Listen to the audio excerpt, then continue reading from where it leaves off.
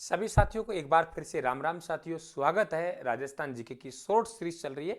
पढ़ाने का तरीका वही है, पढ़ाने तरीका हमारा शॉर्ट हो सकता है साथियों। मैटर में ज्यादा मैटर मिलेगा आप लोगों को। घंटे में पढ़ लीजिए या मात्र आप 5 मिनट पढ़ लीजिए, बात एक ही बराबर है। और वाकई आप लोगों को लगे कि राजस्थान अपने साथियों अलग अंदाज में है, अलग करने जा रहा है। परंपरागत जो शिक्षण विधियां हैं, शिक्षण कराने का तरीका है, उससे हटके राजस्थान काम कर रहा है। बिल्कुल, तो आप राजस्थान परिवार का हिस्से बने।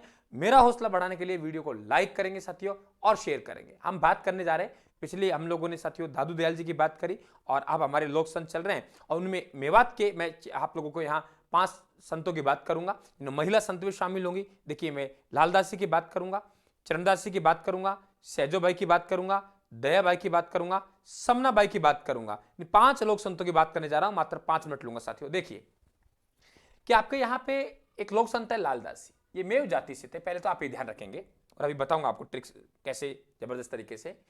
माँ का नाम समदा है, पिता का नाम चांदमल है और ये संप्रदाय की स्थापना की नाम से लगभग संप्रदाय की स्थापना हुई है, लालदासी संप्रदाय हो गया। गुरु का नाम गदन चिश्ती हो गया। साथियों अब याद कैसे करेंगे, यही तो दिक्कत है। तो मैं हूं ना, देखिए, समदा को चांद जैसा लाल मिला तो गदगद हो गई। समदा को चांद जैसा लाल मिला तो गदगद हो गई। मां का नाम समदा, चांद जैसा, पिता का नाम चांदमल, लाल मिला तो लालदास पुत्र, गदगद हो गई। गुरु का नाम गदन चिश्ती। ध्यान रखें आप लोग, इस तरह याद करेंगे। अभिवादन वाक्य साथियों जयराम। 3 बातें ध्यान रखेंगे यहां। एक तो गांव है धूलीधू गांव। धूलीधू गांव में लालदास जी का जन्म हुआ, यह मालूम होना चाहिए आप लोगों को साथियों। जो समाधि है वे शेरपुरा अलवर में है, निधन नंगला जहाज भरतपुर में हुआ। 3 स्थल हो गए। तो धुलेव गांव नहीं है, गलती मत कर देना। धुलेव गांव उदयपुर वाला है, वहां केसरनाथ जी, ये ध्यान रखें आप, ऋषभदेव जी का मंदिर है मित्रों। धूलीदेव है, गलती मत कर देना, धूलीधू है लालदास जी का जन्म स्थल। मेव जाति से थे, लकड़ियां काटते थे साथियों। गदन चिश्ती से मुलाकात हुई तो गदन चिश्ती को गुरु बनाया और साथियों संत संप्रदाय में शामिल हो गए, संत बन गए। परीक्षा में काला मुंह, अरे भाई हम जैसे तंग आगे चलते हैं, बोले यार लालदास जी के शिष्य बन जाते हैं, तो वहां जाते हैं कहीं काला मुंह कर दें, बोले कर दो। बोल तुम्हें गधे पर बिठा दे, बोले बिठा दें।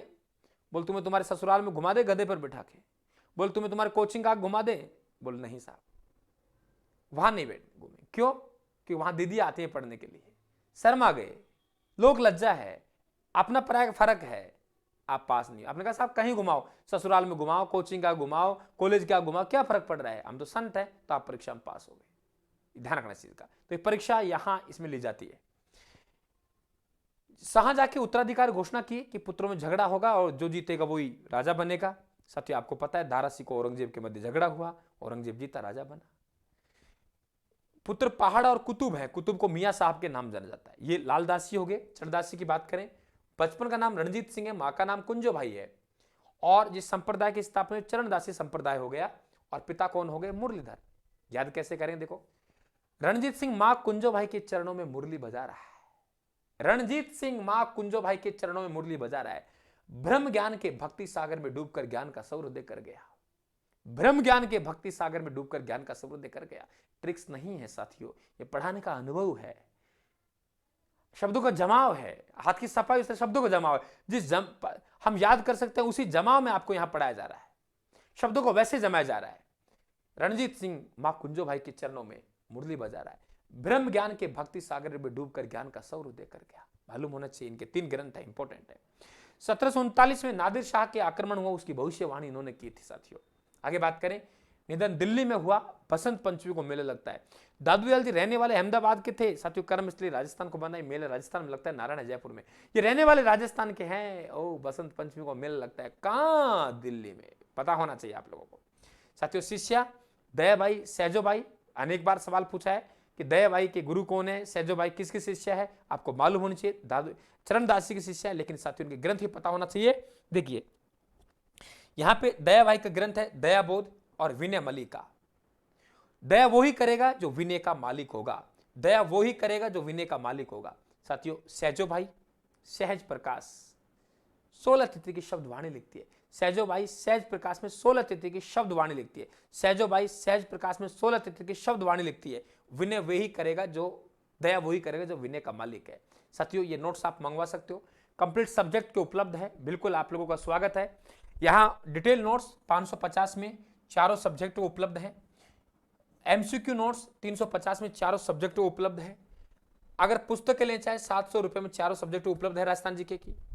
ठीक है, भारत के संविधान नोट्स भी आगे। नोट्स कैसे होंगे? बिल्कुल आप मत लीजिए, एक काम कर दिए, 10 रुपए तो जेब में होंगे। अरे 10 रुपए तो खर्च कर सकते हो, एक माह का चार्ज है। बिल्कुल पढ़िए और आपको लगे कि आधुनिक जो तकनीकी है साथी उसका इस्तेमाल किया गया है, परंपरागत तकनीकी को बाहर किया गया है और वाकई स्टूडेंटों के लिए बहुत बड़ा काम किया गया है, तो फिर मंगवा लेना। तो व्हाट्सएप मैसेज ये करना है 94,628,40,200। डायरेक्ट साइट पे जाकर ऑर्डर भी कर सकते हो rajasthanbook.com। बिल्कुल साथियों गजब के नोट्स हैं, आपका स्वागत है, बिल्कुल आप आइए। आप सभी साथियों को एक बार मेरा पुनः राम राम, धन्यवाद साहब, थैंक यू।